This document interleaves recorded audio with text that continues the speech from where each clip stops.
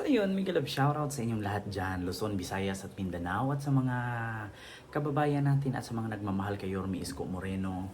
So ngayon po ay meron lang po akong reaksyonan na kung saan marami nga na mga supporter ng kabila na ayaw kay Yorme at meron nga silang reaksyon at meron silang sinasabi na ginagamit lang daw ni Yorme Isko Moreno ang salita ng Diyos para maka-gain, no? Maka-gain or makakumbinse ng tao para iboto pagka mayor ng Maynila.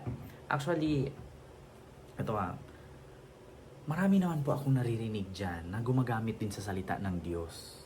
'Di ba? Hindi naman yan bago sa atin eh. Lahat naman gumagamit ng salita ng Diyos. Si Manny Pacquiao nga eh. 'Di ba? Sino pa? Joel Villanueva. Sino pa yung mga gumagamit ng Diyos sa pagdating sa eleksyon? Maraming gumagamit. Tsaka hindi naman big deal, hindi naman problema 'yan kung gagamit ka ng salita ng Diyos. Ang problema diyan kung ginamit mo ang salita ng Diyos sa panluloko at pambubudol. May kilala pa naman ako sa ganyan. Hindi pastor pero nag-share ng Bible verse. Speaking of paggagamit ni Yorme sa salita ng Diyos, ano nga ba yun? Para ma-gain daw or makumbinsi ni Yorme ang Manilenyo na iboto siya dahil ginamit daw ni Yorme ang salita ng Diyos na kung saan ang tinatawag na God first. Alam niyo, sa totoo lang, para sa akin hindi naman po masama na gumamit ng salita ng Diyos si Yorme. Kasi ang iniisip kasi ni Yorme, sa lahat ng bagay na ating papasukin, mga Manilenyo, mga kababayan, ang lahat kasi ng bagay na ating papasukin or gagawin, kailangan natin ng guide ng Panginoon. Di ba? Kasi, alam niyo, sa totoo lang, kahit ako may karapatan akong gumamit ng salita ng Diyos. Isa lang man sinasabi ko na, Heso upam tubim. Sinong nakakaalam ng ibig sabihin ng Heso upam tubim? Ibig sabihin yan sa salitang Israel or sa salitang Griego, ang tinatawag yan ay Jesus, I trust you. Or Heso upam tubim. I trust Jesus or Jesus, I trust you. Yun po yun. Diba? Kung kay Yorme naman ay God first, sa madaling salita, una ang Diyos. Bakit? Masama bang sabihin ni Yorme na unahin ang Diyos bago ang sarili? Diba? Masama ba? Bakit? Dahil ba sa pagsabi ni Yorme na God first? Yan ba ang kadahilanan kung bakit siya nanalo pagka-mayor? Bakit nung ginamit niya ang salitang God first nung tumakbo siyang presidente, hindi ba siya nanalo? Diba?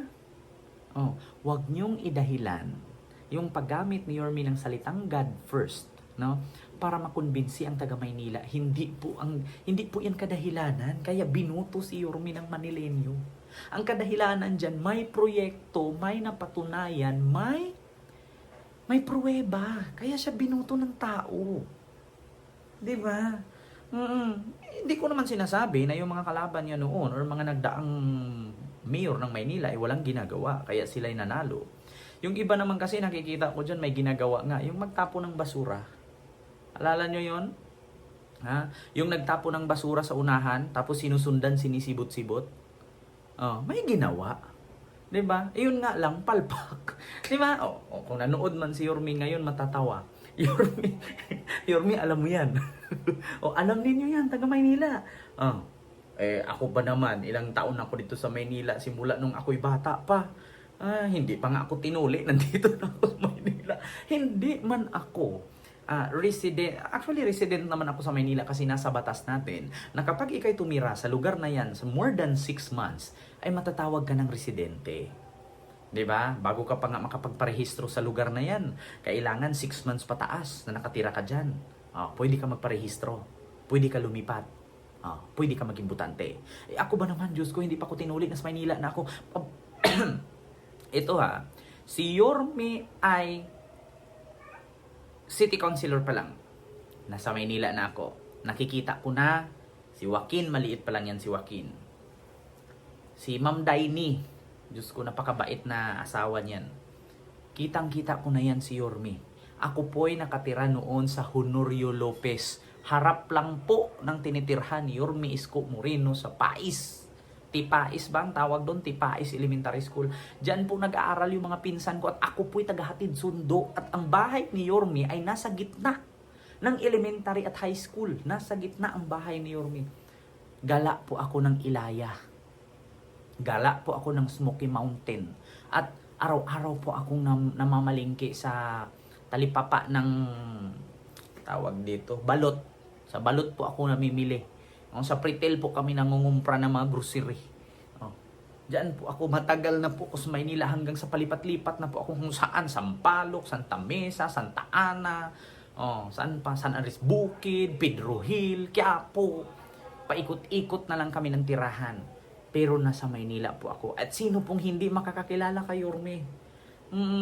Kaya kung big deal sa inyo ang paggamit ni Yorme ng salita ng Diyos na sinasabing God first. Aba, di ba? Hindi po yan ang kadahilanan kung bakit si Yorme nakaakit ng tao. Hindi din po yan ang kadahilanan kung bakit si Yorme, no, binoto ng taong Maynila or mga tao sa Maynila. Hindi po dahilan ng God first na sanabihin yung gagamitin ang salita ng Panginoon. Wala namang verse na God first. Ang sinabi lang ni Yorme, una ang Panginoon. Pero hindi po yan verse at hindi salita ng Diyos yan. Expression niya lang yan. Unahin yung Panginoon bago nyo pasukin ang mga bagay. Kasi hindi lahat ng pinasok mong bagay, swerte. Minsan minamalas ka. Hindi lahat, no, ng bagay na pasukan mo ay makakakuha ka ng ginto. Minsan makukuha mo bato. Di ba? Sabi nga ni Yorme. Sabi nga ni Tito Boy nung in-interview si Yorme. Hindi ka ba naiilang? Hindi ka ba nasasaktan na ikaw ay hindi nanalo? Alam niyo sagot ni Yorme ang hindi ko makakalimutan.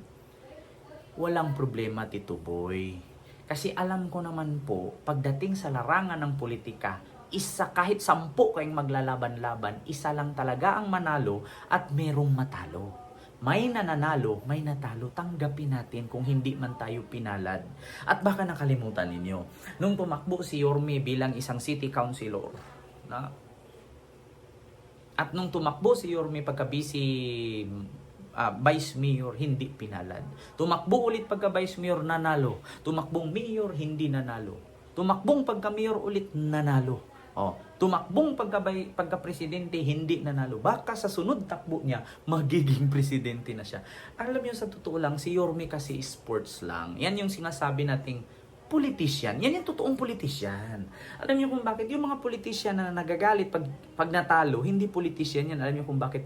Pikon. Duwag ang tawag dyan. Alam niyo kung bakit? Ganito yan eh. Alam niyo kung bakit kadalasan sa mga politician nagagalit pag talo? Kasi malaki kasi ang gastos nila, tapos hindi pa nananalo. Si Yorme kasi walang pera. Ito I will tell you frankly, si Yorme nung tumakbong presidente, ni Singkong Duling, wala kaming natanggap niyan. Inisyu pa nga kami, binayaran kami, 30,000 daw a month. Wala po kaming natatanggap mula kay Yorme. Shout out lang ni Yorme. Panuorin lang kami ng mga supporters ni Yorme. Okay na sa amin yon. Yung makita mo na nagla-live ka, nagko-comment, nanonood sa'yo, higit pa sa pera yun. Alam niyo kung bakit? Isang malaking prihibilyo sa amin bilang taga-suporta, bilang defender ng nag-iisang Yorme Isko Moreno, ang bisitahin ang channel mo at mag-comment siya dyan, higit pa sa pera yan. Bakit? Na-appreciate ka ng tao. Alam niyo yung appreciation, yung tiwala, hindi nabibili ng pera. Mahirap maghanap ng trust. So yun lang. Yung aking masasabi, hindi po big deal, no, ang paggamit ni Yorme ng salita na God first. No? Ang big deal diyan kung hindi niyo tanggap na mas pinili si Yorme kaysa sa inyo. Huwag niyo dahilan yung pagsabi ni Yorme na God first, kaya ginamit ang salita ng Diyos para makakumbinsi ng tao. Ang tao hindi mo kailangan ikumbinsi yan. Ang taong bulag, yun yung kailangan kumbinsihin. Pero yung taong gising at alam yung totoong pangyayari, hindi mo na kailangan i-memorize yan. Sabi nga ng radyo, kailangan bang i-memorize yan? Hindi mo na kailangan i-memorize yan. Yorme Isko Moreno, napakadaming proyekto sa Manila yan. At napapatunayan na kumilos. Bilis kilos nga ang dansag dyan eh. Yung iba hindi ko naman sinasabing hindi kumilos, pero yung iba naman kasi tulog sa pansitan. Naalala nyo, bagyo na sa Maynila. It's been raining in Manila, hindi pa rin nagsususpend. Di ba, Yorme? So yan lang. Maraming salamat and see you next vlog. God first.